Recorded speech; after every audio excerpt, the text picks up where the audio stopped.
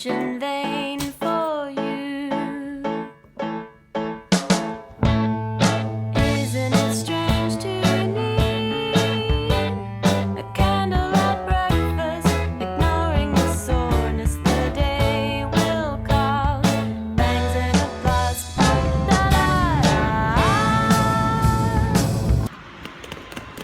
Amsterdam.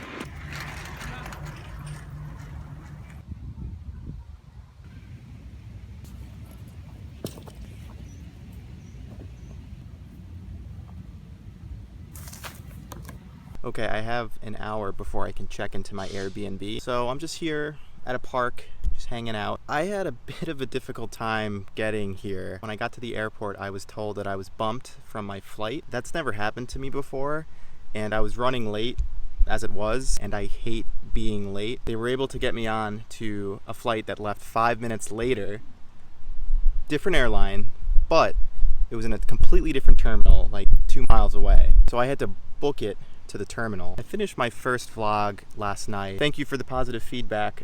Something occurred to me after I posted it. Something that I've been thinking about a lot when it comes to social media. I feel like on Facebook and Instagram especially, people are always posting about, you know, exciting things they're doing.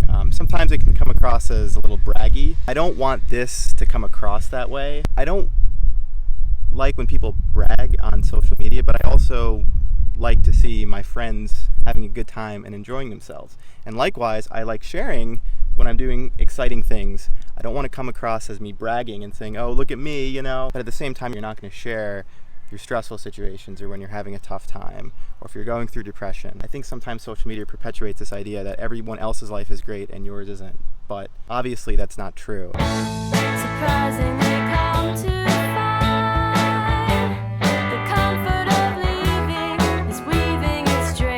around her brow,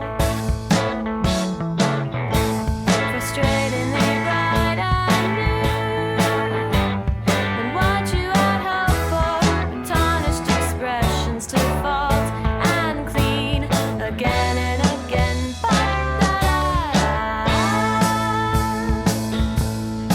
Okay, I dropped my bags off at my Airbnb. Now I'm walking into the center of Amsterdam. I've got a whole night ahead of me in Amsterdam by myself.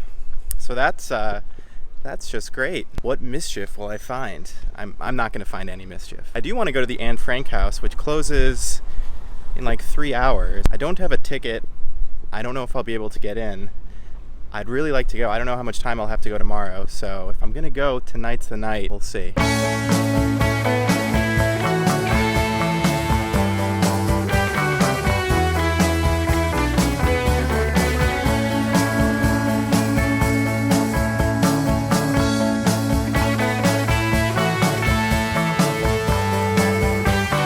Okay, I got into the Anne Frank house. That affected me a lot more than I thought it would. You go up floors, and as you go up, there are different quotes from Anne Frank and her family about their situation, being able to stay in hiding. There's a quote that she said, one of her last quotes in late 1943. She said, "I long to ride a bike, dance, whistle, look at the world, feel young, and know that I'm free. And yet I can't let it show." It's pretty powerful stuff. Okay, now for my favorite time of day, food.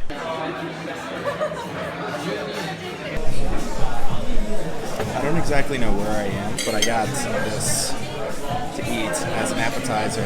It's like a spicy beef over some sort of greens, which is good because I haven't had vegetables in about 5 days.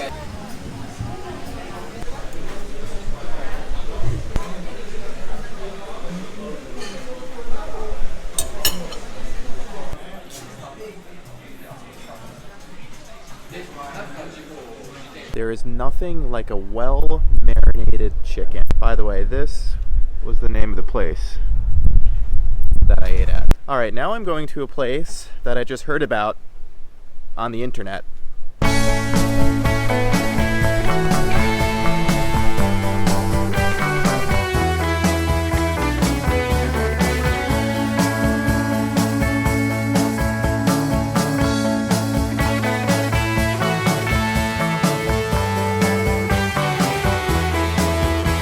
That was not the place I was looking for. The actual usual place shut down. So that was just a random place on the street. Did you see the cat?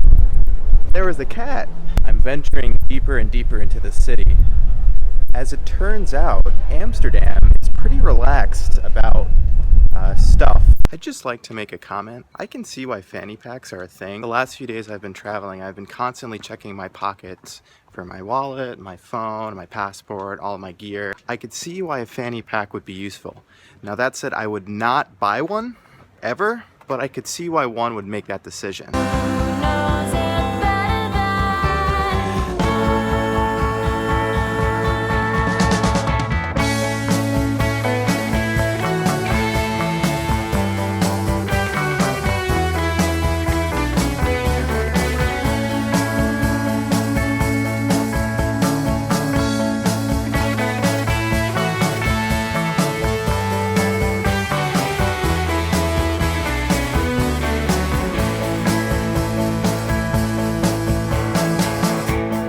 Isn't it nice to feel?